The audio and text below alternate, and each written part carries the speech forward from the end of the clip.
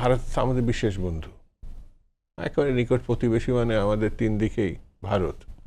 তো ভারত মুক্তিযুদ্ধের সময় আমাদেরকে সহায়তা করছে।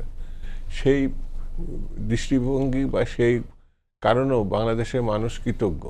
কিন্তু অনেকগুলো ঘটনা আছে যেটা বিশেষ করে শেখ হাসিনার সময়, সেই ঘটনাগুলো ভারতের সঙ্গে আমাদের দূরত্ব বাড়িয়েছে। ভারত, আওয়ামী লীগ, শেখ হাসিনা, এর বাইরে আর গত 3টে টার্ম ইলেকশনটা যে খারাপ হচ্ছে এই কথা বলে নাই। তো এই পতনের পর শেখ হাসিনা পালিয়ে যাওয়া, পতন, এইসব ঘটনার প্রেক্ষিতে এখন যে পরিস্থিতিটা তৈরি হয়েছিল, গত ধরেন 2 বছর তো সম্পর্ক ছিল না, এখন সেটা ওপেন করেছে, তারা ওপেন করছে, যেমন ভিসা দিচ্ছে, সীমিত দিচ্ছে, আমাদের এখানেও তারা ভিসা পাচ্ছে।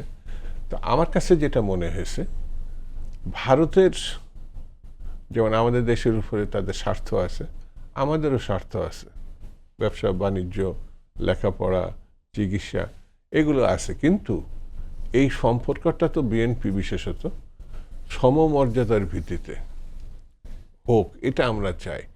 বড় ভাই ছোট ভাই না। মুক্তিযুদ্ধকালীন মানে সেই কৃতজ্ঞতা তো আমরা সব সরকারই জানিয়েছে, কিন্তু সেই সময়টাকে, পরবর্তী সময়টাকে এখন, যেমন সীমান্তে আমাদের যে মানুষ হত্যা, যে কোনো দেশে সীমা অতিক্রম করলে গ্রেপ্তার করা হয়, বিচারও হয়, আবার এক সময় ফেরত আইনগত দিক থেকে ফেরত পাঠে, কিন্তু একের সরাসরি গুলি করে হত্যা। আমি তো জানি না সে কে ভালো না খারাপ, গুলি করে মেরে ফেললাম। যেমন এর আগের সরকার, শেখ হাসিনা সরকার, এটা আপত্তিকর কথা বলেছিল, কেন সেখানে যায় ক্রিমিনাল না হলে।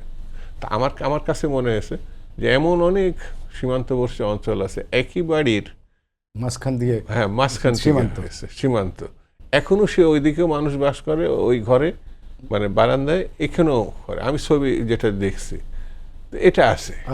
হ্যাঁ, তো সেই জায়গাটায় আর আমাদের তো মানে মেরে ফেলতে হবে, মানে ক্রিমিনাল হলো তো তার জাস্টিস পাওয়ার অধিকার আছে, অবশ্যই অধিকার আছে। আমার লোক যদি ওদিকে যায় অ্যারেস্ট করতে পারে, ওদের লোক যদি এইখানে মানে খারাপ কাজে আসে অ্যারেস্ট করতে পারে। এই ঘটনা তো মানে এড়িয়ে যাচ্ছে না কোনো সরকার। কিন্তু এইসব কারণে একটা সম্পর্ক খারাপ হয়েছিল। তো আমার মনে হয় যে এখন বর্তমান সরকারও চাই সম্পর্ক উন্নয়ন, ওরাও চায়।